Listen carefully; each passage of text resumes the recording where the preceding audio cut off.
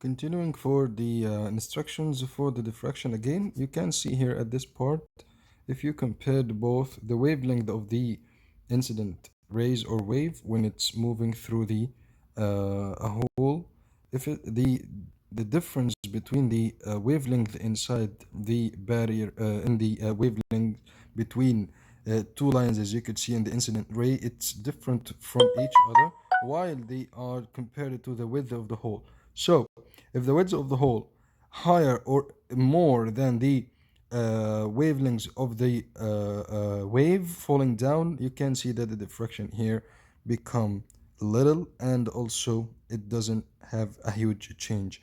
While when you compare it to the tiny hole, if the width of the hole is lower or little than less than, sorry, the incident rays wavelength, you can find here that the diffraction will be huge and moving in different direction, and this is happens in the narrow holes only.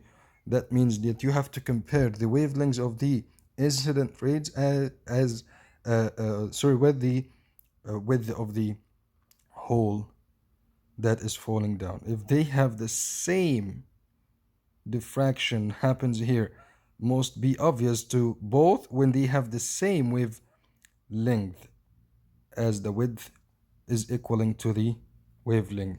You can find that the diffraction most obvious between each one. If you increase the width of this hole, this is going to be different, and also will have a problem that the diffraction will not be obvious at all. Okay.